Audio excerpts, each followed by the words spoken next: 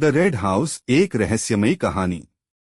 शहर से दूर घने जंगलों के बीच एक पुराना लाल रंग का घर था। यह घर वर्षों से वीरान पड़ा था, लेकिन इसके चारों ओर कई तरह की कहानियां फैली हुई थीं। कुछ लोगों का मानना था कि यह घर भूतिया है, तो कुछ का कहना था कि इसमें छुपा हुआ खजाना है। लेकिन किसी ने भी हिम्मत नहीं की कि वे इस घर के रहस्य को सुलझा सकें। रोहन, जो कि एक यूट्यूबर था, रहस्यमयी जगहों की खोज करता और उनके बारे में वीडियो बनाता था। जब उसे रेड हाउस के बारे में पता चला, तो उसने तय किया कि वह इस घर की सच्चाई जानकर अपने चैनल पर एक शानदार वीडियो डालेगा। उसके साथ उसके 3 दोस्त नीरज, साक्षी और आयुष भी इस मिशन में शामिल हुए। वे सभी एडवेंचर के शौकीन थे और किसी भी चुनौती को स्वीकार करने के लिए तैयार रहते थे। चारों दोस्त रात के समय रेड हाउस की ओर निकले।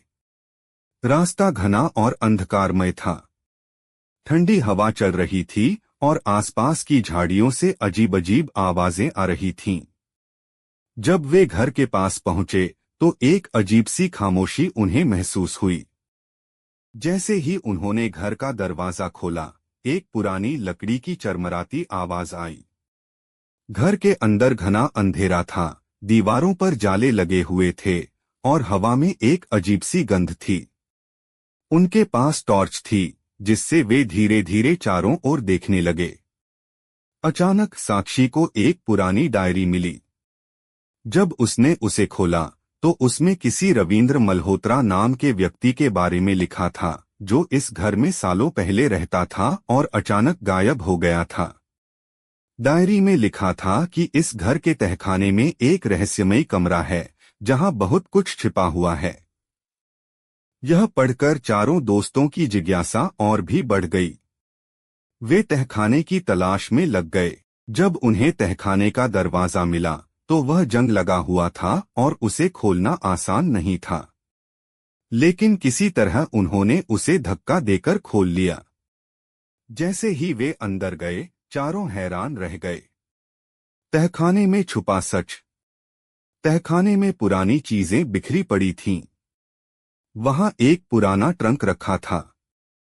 जब उन्होंने उसे खोला, तो उसमें ढेर सारे पुराने कागजात और एक नक्शा मिला।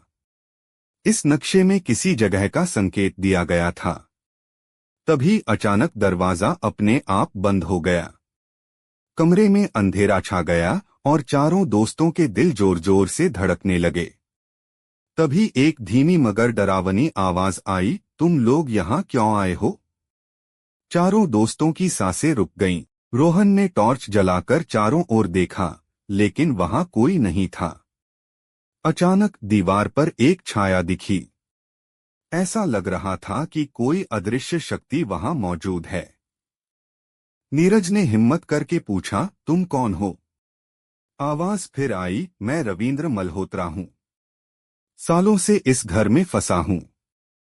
मेरी आत्मा को मुक्ति चाहिए। सच्चाई का खुलासा। रविंद्र मल्होत्रा की आत्मा ने उन्हें बताया कि उसे किसी ने धोखा दिया था और वह इस तहखाने में कैद हो गया था। उसकी आत्मा तब तक मुक्त नहीं हो सकती, जब तक उसके हत्यारे का सच सबके सामने न आ जाए।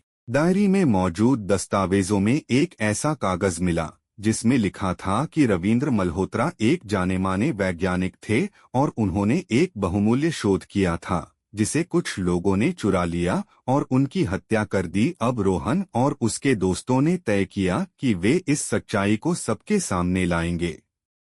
उन्होंने दस्तावेजों और डायरी को उठाया और घर से बाहर निकलने लगे।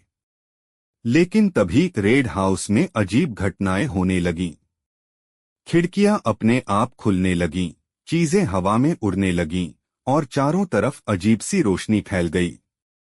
रोहन ने अपने कैमरे में यह सब रिकॉर्ड किया और जैसे तैसे चारों दोस्त घर से बाहर निकलने में कामयाब हुए। अंत और वीडियो का असर। जब उन्होंने अपने चैनल पर इस वीडियो को डाला, तो वह तुरंत वायरल हो गया। इस वीडियो को देखकर पुलिस भी हरकत में आई और जब उन्होंने रेड हाउस की जांच की, तो वहां सच में रविंद्र मल्होत्रा की हड्डियां मिलीं। अंततः सच्चाई सबके सामने आ गई और रेड हाउस का रहस्य हमेशा के लिए सुलझ गया। अब वह घर वीरान नहीं था, बल्कि एक ऐतिहासिक स्थल बन चुका था, जहां लोग रविंद्र मल्होत्रा को याद करने जाते थे। और रोहन का यह वीडियो उसकी जिंदगी का सबसे बड़ा हिट बन गया।